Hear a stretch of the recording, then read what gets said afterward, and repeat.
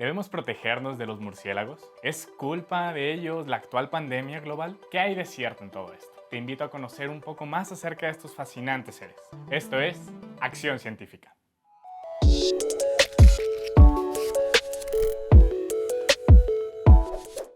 Hace unos pocos días, quizá algunos de ustedes habrán escuchado de una lamentable noticia que circuló por los medios del mundo. Si no te cuento. Pobladores de una provincia en Perú prendieron fuego a al menos 200 murciélagos por temor a que estos pudieran provocarles coronavirus. Así que quiero aportar mi granito de arena disipando ciertos mitos y realidades sobre estos seres. Empecemos desde lo básico.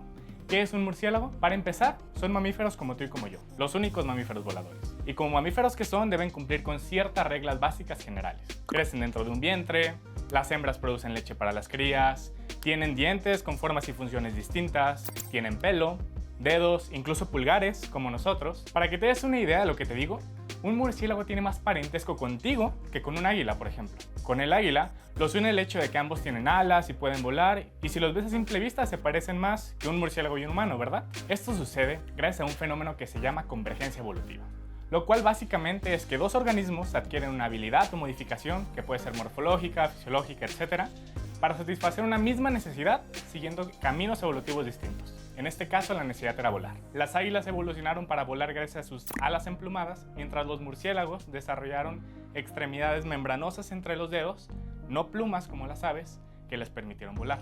Características distintas que solucionaron un problema en común. Ahora, ¿qué comen los murciélagos?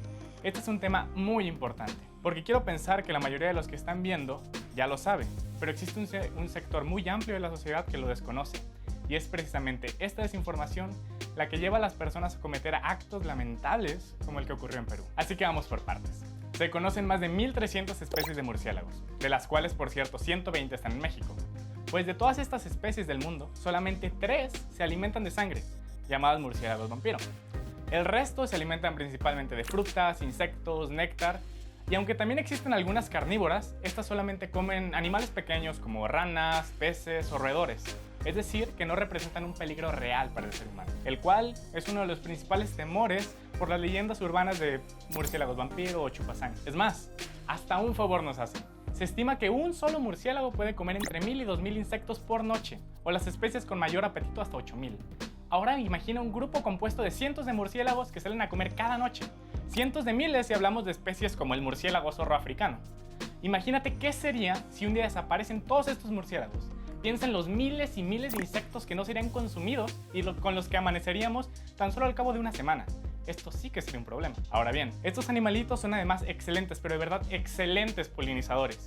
Y de hecho aquí en México les debemos un especial cariño, porque son los responsables de que podamos salir a disfrutar de un buen tequilita, de un buen mezcalito, porque ellos son los encargados de polinizar los agaves responsables de brindarnos todas estas noches de alegrías y también de tristezas. O bien, si prefieres cosas más tranquilas, existen los que se especializan en polinizar plátanos en Nayarit, cactus y magueyes en el noreste de México o pitayas aquí mismo en Jalisco, además de miles de plantas a lo largo del país y del mundo. Desgraciadamente, la buena fama no es precisamente el fuerte de los murciélagos, y la industria ganadera es la que menos acepta la presencia de estos seres, por temor a ser atacados por una de las 3 especies que se alimentan de sangre. De hecho, actualmente una de las soluciones mejor vistas para el problema entre ganadería y murciélagos es el uso de vampiricidas, los cuales matan a los murciélagos que se alimentan de sangre y prometen no afectar al resto de especies, pero por un lado, no todos los ganaderos usan estos vampiricidas y prefieren matar indistintamente a todo murciélago que ven por temor a que éste pueda atacar su ganado.